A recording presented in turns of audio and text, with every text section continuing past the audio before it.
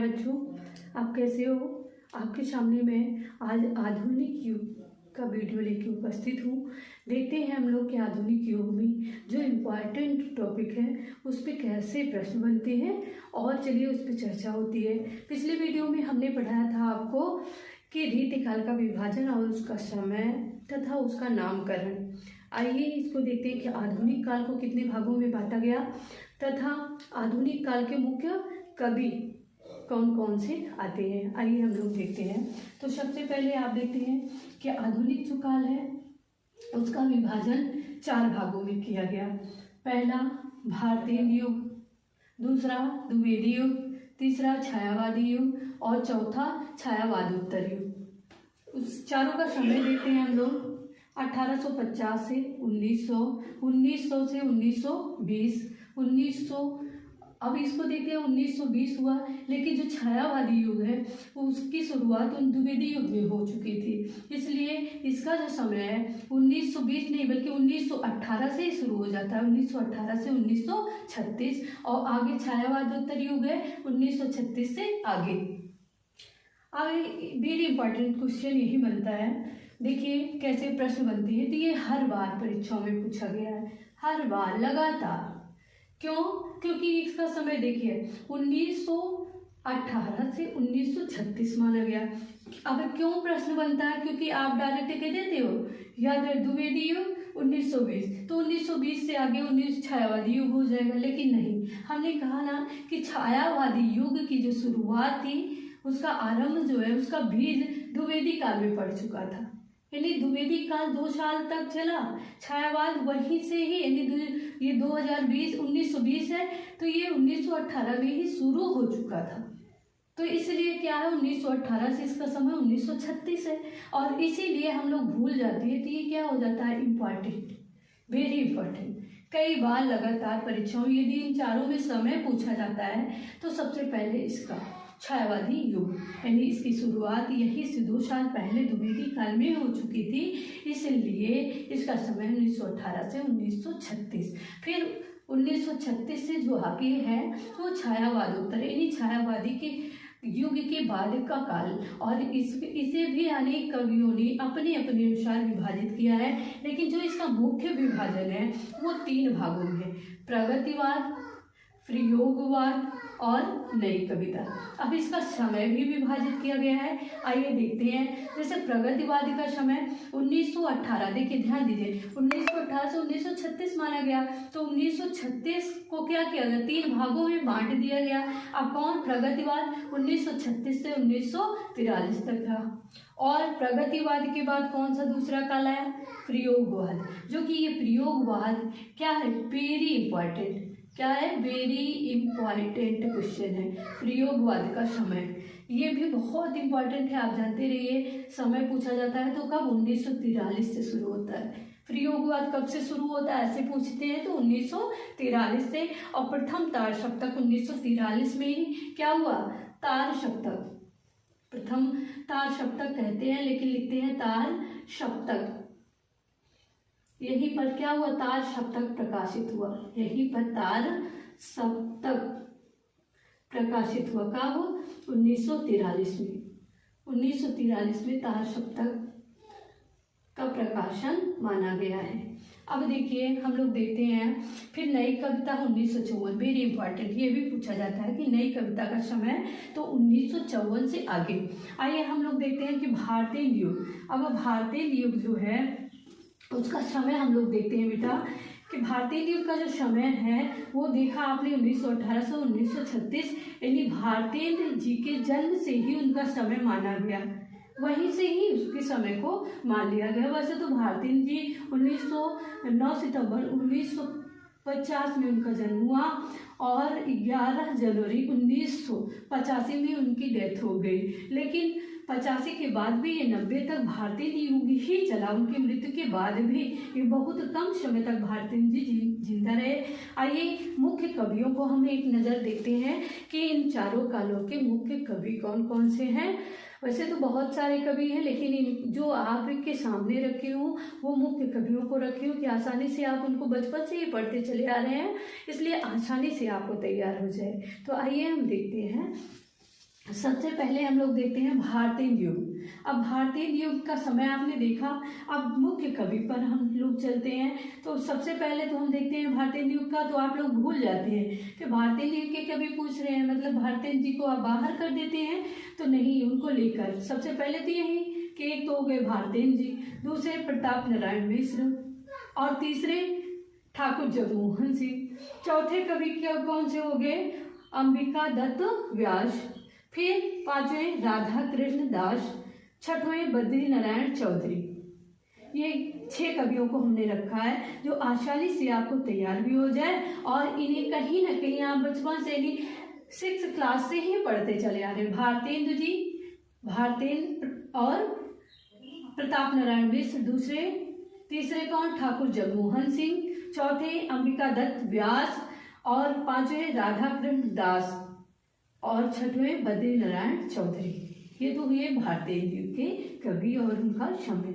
यानी भारतीय युग के प्रवर्तक पूछ लिया जाए तो प्रवर्तक कौन है बेटा, एक प्रश्न उठता है, प्रवर्तक यानी भारतीय युग की शुरुआत किसने की, तो भारतीय जी है। कौन है, भारतीय जी है। उनका समय क्या है, 1850 से भारतीय युग का 1850 से 1900। आइए द्विवेदी युग पे चलते हैं। तो द्विवेदी जी, द्विवेदी युग की शुरुआत 1900 से हुई, और कब, 1920 तक। यही 1900 के पहले खत्म हो जाता, तो कुछ कवि क्या मानते हैं, 1901 मान लेते हैं, लेकिन नहीं, ये 1900 से ही इसकी शुरुआत हुई है, क्योंकि इसके खत्म होने से पहले द्विवेदी युग शुरू हो गया था, तभी तो भारतीय युग समाप्त हुआ। तो आइए 1900 से 1920। अब द्विवेदी युग के प्रवर्तक कौन है, सवाल उठता है, तो महावीर प्रसाद द्विवेदी जी हैं। इन्हीं महावीर प्रसाद द्विवेदी जी के नाम पर ही इस काल का नाम द्विवेदी काल पड़ा। बहुत ही इम्पोर्टेंट है महावीर प्रसाद द्विवेदी जी। इन्होंने, महावीर प्रसाद द्विवेदी जी बहुत कम रचनाएं लिखे, लेकिन ये क्या हुए कि मतलब इन्होंने लेखकों की उपज पैदा की। मीन्स स्वयं लेखक नहीं बने, कवि नहीं बने, लेकिन इन्होंने कवियों की उपज पैदा की, मीन्स कवि तैयार किया। और सबसे पहले द्विवेदी युग की बात करते हैं, तो जो समय 1920 से 1900 से 1920, यहीं पर क्या हुआ, सरस्वती पत्रिका का जन्म हुआ। सरस्वती पत्रिका, अब सरस्वती जो पत्रिका है उसका समय भी 1900 माना गया। उसका समय कब माना गया, 1900 उसका समय माना गया है। ये ऐसे प्रश्न बनता है कि द्विवेदी काल की मुख्य पत्रिका तो कौन सी है, सरस्वती पत्रिका। इसका समय 1900, इसका प्रकाशन कब हुआ था, 1900 में। इसके मुख्य प्रवर्तक कौन है, तो महावीर प्रसाद द्विवेदी जी है। वैसे तो सरस्वती पत्रिका जो है उसके प्रथम प्रवर्तक जो है श्याम सुंदर दास जी है, लेकिन मुख्य प्रवर्तक यदि पूछा जाता है तो महावीर प्रसाद द्विवेदी है। सरस्वती पत्रिका द्विवेदी युग में आई।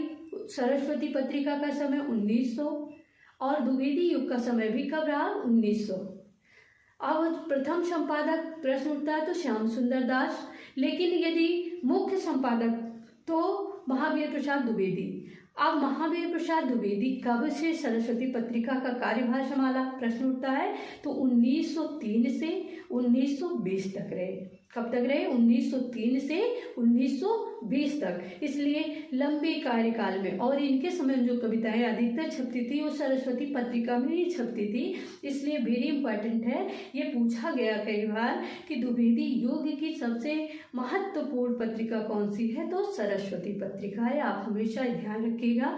और इसके मुख्य संपादक कौन है, महावीर प्रसाद द्विवेदी है। प्रथम श्याम सुंदर दास हैं, और इसके संस्थापक अलग होते हैं। जिसने इस संकल्पना लाई पत्रिका छापने की, तो वो चिंतामणि है। कौन है, चिंतामणि। आइए आगे बात करते हैं। तो आपने देखा द्विवेदी युग किसके नाम पे पड़ा, तो ये महावीर प्रसाद द्विवेदी के नाम पड़ा। यही क्या है, द्विवेदी युग के प्रवर्तक हैं।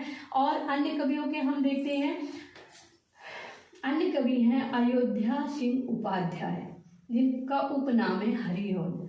इनको हरिऔध के नाम से जाना जाता है। कभी कभी पूछ लिया जाता है हरिऔध का पूरा नाम क्या है, तो अयोध्या सिंह उपाध्याय, हमेशा याद रखिएगा। फिर गया प्रसाद शुक्ला शनेही, शनेही भी इनका उपनाम है। ये क्या है, उपनाम है। उपनाम। उपनाम किसका है? गया प्रसाद शुक्ल का। इनको हम किस नाम से जानते हैं? शनेही नाम से जानते हैं। तो गया प्रसाद शुक्ल को यदि हम कह दें कि शनेही जी का पूरा नाम क्या है, तो गया प्रसाद शुक्ल और मैथिली शरण गुप्त, इनको हम क्या कहते हैं? राष्ट्रीय कवि। इन्हें क्या कहा जाता है? राष्ट्रीय कवि। यदि पूछा जाए कि राष्ट्रीय कवि कौन है, तो मैथिली शरण गुप्त। यानी राष्ट्रीय कवि के नाम से किसे जाना जाता है, तो मैथिली शरण गुप्त को। फिर आइए राम नरेश त्रिपाठी और बाल मुकुंद गुप्त। राम नरेश त्रिपाठी को वैसे तो राष्ट्रीय काव्यधारा का कवि कहा जाता है, छायावादी युग का कवि कहा जाता है, लेकिन ये द्विवेदी काल में भी रहे, इसलिए इनका नाम द्विवेदी काल में भी आता है, राम नरेश त्रिपाठी। फिर अगला नाम है बाल मुकुंद गुप्त। इस प्रकार द्विवेदी युग को आपने पढ़ा कि द्विवेदी युग जो पढ़ा नाम वो किसके नाम पर? आप मेरे साथ बोलते रहिए, महावीर प्रसाद द्विवेदी के नाम पर। किसके नाम पर? महावीर प्रसाद द्विवेदी के नाम पर। फिर द्विवेदी युग का समय 1900 से 1920। फिर अन्य कवि तो अयोध्या सिंह उपाध्याय हरिऔध, दूसरा गया प्रसाद शुक्ल शनेही, तीसरा मैथिली शरण गुप्त, चौथा राम नरेश त्रिपाठी और बाल मुकुंद गुप्त और स्वयं एक महावीर प्रसाद द्विवेदी। अब इस तरह भारतीय युग पढ़ा आपने, द्विवेदी युग पढ़ा। आइए आगे बढ़ते हैं हम छायावादी युग, जो कि आधुनिक युग की रीढ़ मानी गई है। रीढ़ जानते हो? नहीं, रीढ़ होती है, ये आपकी पूरी बॉडी बनी है ना, आप बैठ रहे हो, सब कुछ कर रहे हो, लेकिन लोग कहते हैं हर जगह फ्रैक्चर हो जाए, मतलब हड्डियां आपकी नसें टूट जाए तो जुड़ जाती है, पर रीढ़ की हड्डी जिसके बल पे आप बैठते हो, उठते हो, जो झुकते हो, मतलब ये लंबी वाली जो बीच में लगी है आपकी, तो ये टूट जाए तो आप कभी भी जुड़ नहीं सकते। तो ऐसे ही यदि आधुनिक युग जाना जाता है, कहने का थोड़ा सा मतलब समझिए कि जो आधुनिक युग जाना जाता है, सबसे इम्पॉर्टेंट जाना जाता है वो किसके आधार पर? छायावादी युग के आधार पर। छायावादी युग ऐसा है जो बहुत लंबा चला, समझ में आई आपको? लंबा चला, लंबा चलने के साथ ही साथ छायावाद में एक से एक कवि है, छायावाद का वर्णन लंबा है, इसमें छायावाद में अनेक कवियों ने अपने अपने योगदान से अनेक रचनाएं लिख के मानव का कल्याण किया। तो आइए हम आगे बढ़ते हैं। आइए देखते हैं छायावादी युग। छायावादी युग का समय 1918 से 1936, जैसे कि हम पहले भी बता चुके हैं कि जो 1918 है, ध्यान दीजिए, वो 1920 से पहले आता है, इसलिए आप समझिए कि जो छायावादी युग है इसकी शुरुआत द्विवेदी युग में ही हो चुकी थी। तो छायावाद के मुख्य प्रवर्तक माना जाता है कि छायावाद के जो मुख्य प्रवर्तक हैं वो जयशंकर प्रसाद हैं, या छायावाद के प्रवर्तक संस्थापक कौन है? जयशंकर प्रसाद है। छायावाद के संस्थापक कौन है? जयशंकर प्रसाद है, हमेशा याद रखिएगा। यानी कि जो छायावादी युग है उसकी शुरुआत किसने की? एकदम सरल भाषा में तो किसने की? जयशंकर प्रसाद। उसी को हम प्रवर्तक मानते हैं, यानी कि उस काल को क्या क्या आगे बढ़ाया। और दूसरा फिर देखिए छायावाद के मुख्य प्रवर्तक हुए जयशंकर प्रसाद। फिर इम्पॉर्टेंट आता है सूर्यकांत त्रिपाठी निराला, सुमित्रा नंदन पंत, महादेवी वर्मा। इन चारों का नाम तो हमेशा जुबान पे होना चाहिए। इन चारों के नाम से, इन चारों लोगों के नाम से ही क्या जाना गया? छायावादी युग जाना गया। किसके किसके नाम पर? जयशंकर प्रसाद, सूर्यकांत त्रिपाठी निराला, सुमित्रा नंदन पंत और महादेवी वर्मा।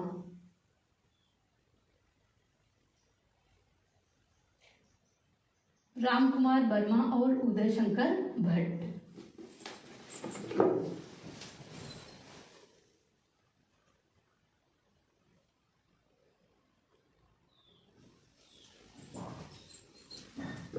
आइए बच्चों, थोड़ी देर के लिए कुछ काम से मैं बाहर जाना पड़ा, तो आइए रामकुमार वर्मा, उदय शंकर भट्ट। अब आइए हम देखते हैं कि छायावादोत्तर युग को कितने भागों में बांटा गया, उसका समय क्या। तो छायावादोत्तर युग 1936 से आगे छायावादोत्तर युग का समय क्या है? 1936 से आगे। अब छायावादोत्तर युग को भी कई भागों में बांटा गया। जिस प्रकार छायावाद को बांटा गया कई भागों में, उसी तरह छायावादोत्तर युग को भी कई भागों में बांटा गया। अनेक कवियों ने अपने अनुसार विभाजन किया, लेकिन जो मुख्य रूप से है उसका विभाजन 3 भागों में किया गया। कितने भागों में किया गया है? 3 भागों में। आइए उसको देखते हैं हम लोग। तो छायावादी युग जो है 1936 से आगे, तो इसको कितने भागों में हम बता रहे हैं? 3 भागों। समझिए, पहला जो है छायावादोत्तर काल का पहला काल है कौन सा? प्रगतिवाद। अब प्रगतिवाद का समय 1936 से शुरू होता है, कब तक? 1943 तक। अब दूसरा जो काल आता है प्रयोगवाद, वेरी इंपॉर्टेंट, 1943 से 1954 तक। अब यहीं पर क्या हुआ था? 1943 में ही तार सप्तक का प्रकाशन हुआ था, और तार सप्तक का जो प्रकाशन हुआ वो किसने किया था? कौन किया था? अज्ञेय जी। अज्ञेय जी का पूरा नाम क्या है? सच्चिदानंद हीरानंद वात्स्यायन और अज्ञेय, यानी सच्चिदानंद हीरानंद वात्स्यायन अज्ञेय। यानी प्रश्न वेरी इंपॉर्टेंट, समझिए। ज़्यादा लंबी वीडियो हम नहीं कर पाए, आगे नहीं लिख पाए, अगले वीडियो में बताएंगे, लेकिन आप यहाँ समझने की कोशिश करिए कि प्रगतिवाद पहला था, कौन? छायावादोत्तर युग का। दूसरा प्रयोगवाद, तो प्रगतिवाद से अधिक इम्पॉर्टेंट कौन सा? प्रयोगवाद। क्यों? क्योंकि यहाँ अनेक कार्य हुए। पहली बात तो 4 तार सप्तक की स्थापना हुई, और किसने तार सप्तक का प्रकाशन किया? प्रश्न उठता है, तो किसने किया? इनका नाम हमेशा जानते रहिए, वेरी इंपॉर्टेंट है। सच्चिदानंद हीरानंद वात्स्यायन अज्ञेय।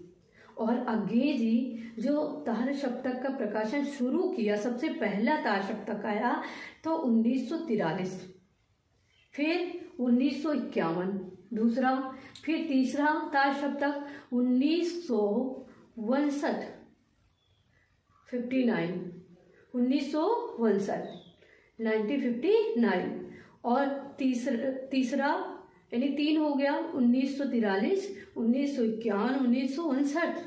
अब चौथा इस तरह याद करेंगे बेटा, जैसे 20 साल बाद, तो कौन सा? 79 यानी 89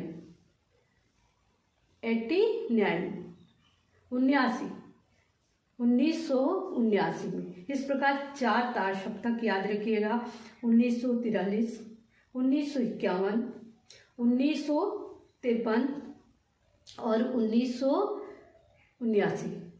इस प्रकार 4 तार सप्तक की स्थापना हुई। किसने किया? प्रकाशन किया किसने किया?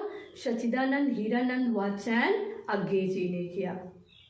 तो ये बात हमेशा याद रखिएगा। और प्रयोगवाद के प्रवर्तक तो वही अज्ञेय जी हैं। आइए आगे हम कुछ बातों को जानने की कोशिश करते हैं। तो छायावाद के कुछ 2 बिंदुओं को हमने इम्पॉर्टेंट रखा है। पहला तो छायावाद की चतुष्टय। ये चतुष्टय में क्या आता है आप जानते रहिए। चतुष्टय में 4 कवि आते हैं जिनका नाम वेरी इंपॉर्टेंट है, आप जानते रहिए। जयशंकर प्रसाद। छायावाद, एक प्रश्न लगा है कि छायावाद के चतुष्टय, तो छायावाद के जो चतुष्टय हैं उनमें 4 कवि रखे गए हैं। पहला नाम आता है जयशंकर प्रसाद, दूसरा सूर्यकांत त्रिपाठी निराला, तीसरा सुमित्रा नंदन पंत और चौथा महादेवी वर्मा। यानी अभी ये भी प्रश्न उठता है कि जयशंकर प्रसाद को क्या कहते हैं? ब्रह्मा कहते हैं। किसका? छायावाद का ब्रह्मा जयशंकर प्रसाद। छायावाद का रुद्र किसे कहा जाता है? सूर्यकांत त्रिपाठी निराला। छायावाद का विष्णु किसे कहा जाता है? तो सुमित्रा नंदन पंत। छायावाद की या आधुनिक युग की मीरा किसे कहा जाता है? तो महादेवी वर्मा को। आधुनिक युग की मीरा किसे कहा जाता है? महादेवी वर्मा को। तो ये 4 वेरी इंपॉर्टेंट हैं, आप समझते रहिए कि छायावाद के चतुष्टय में पहले तो ये ना याद रखना होगा कि चतुष्टय में आते कौन कौन है। तो सबसे पहले हमने कहा जयशंकर प्रसाद, दूसरा सूर्यकांत त्रिपाठी निराला, तीसरा सुमित्रा नंदन पंत, चौथा महादेवी वर्मा। अब इनका नामकरण छायावाद के अनुसार क्या पड़ा? तो जयशंकर प्रसाद का ब्रह्मा, सूर्यकांत त्रिपाठी निराला को रुद्र कहा गया, सुमित्रा नंदन पंत को विष्णु कहा गया और महादेवी वर्मा को आधुनिक युग की मीरा कहा गया। तो ये आप अलग से हमने दिया एक पॉइंट, ये आप याद रखिएगा। यहाँ से जरूर एक प्रश्न आएगा कि छायावाद का चतुष्टय ना पूछ के या तो चतुष्टय पूछेंगे। तो ये चारों नाम हैं, जैसा प्रसाद, निराला, पंत और वर्मा। प्रसाद, निराला, पंत और वर्मा, इस तरह याद करेंगे तो हमेशा याद रहेगा प्रसाद, निराला, पंत और वर्मा। अब एक प्रश्न उठता है, ये तो चतुष्टय हो गया, अब ये छायावाद का लघुत्रयी। लघुत्रयी क्या है? अब जानिए। तो हमने बताया कि लघुत्रयी और वर्मा परिवार, लघुत्रयी को हम क्या कहते हैं? वर्मा परिवार भी कहते हैं। जब हम वर्मा परिवार की बात करते हैं, वर्मा याद करेंगे तो हमेशा याद रहेगा कि लघुत्रयी में यही 3 लोग आते हैं। कौन कौन से? तो महादेवी वर्मा, राम कुमार वर्मा, भगवती चरण वर्मा। फिर से मेरे साथ बोलिए, महादेवी वर्मा, राम कुमार वर्मा, भगवती चरण वर्मा। अब ये वर्मा परिवार आप कहिए या लघुत्रयी कहिए, ये दोनों अलग से हमने रखा है छायावाद में कि इनको याद रखिए। सबसे पहले जयशंकर प्रसाद को ब्रह्मा, सूर्यकांत त्रिपाठी निराला को रुद्र, सुमित्रानंदन पंत को विष्णु, महादेवी वर्मा को आधुनिक युग की मीरा। फिर ये तो चतुष्टय में आ गए, लघुत्रयी में आ गए वर्मा परिवार, कौन? महादेवी वर्मा, रामकुमार वर्मा, भगवती चरण वर्मा। अब देखिए बच्चों, ये आपके सामने जो है, जो हम लेके आए सिर्फ आधुनिक काल का विभाजन और उसके मुख्य कवि। छायावादोत्तर का विभाजन भी हमने पढ़ा दिया कि प्रगतिवाद, प्रयोगवाद और नई कविता। ये पूछा जाता है हर बार कि नई कविता का समय कब से आरंभ होता है। तो चाहे जितने भी विभाजन कर दिए गए हों, चाहे जितना लंबा, लेकिन नई कविता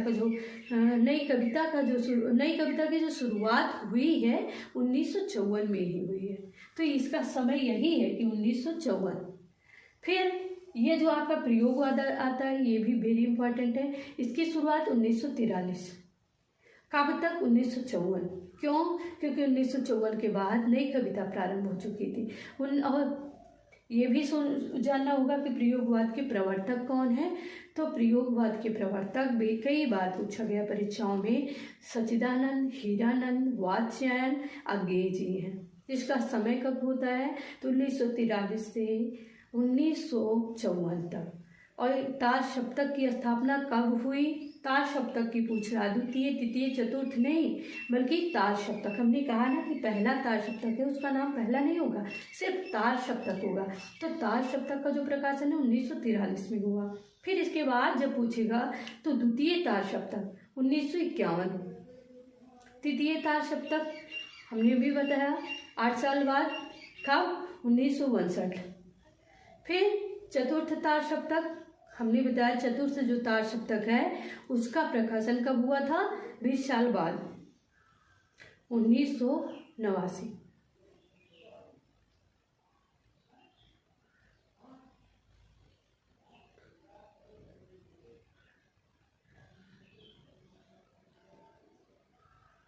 आज बच्चों यहीं तक आपको पढ़ाएंगे। जो त्रुटियां हुई हों उनमें हम सुधार लाने का प्रयास करेंगे। ठीक है, आप पढ़ते रहिए, अगले वीडियो में हम फिर मिलेंगे। धन्यवाद।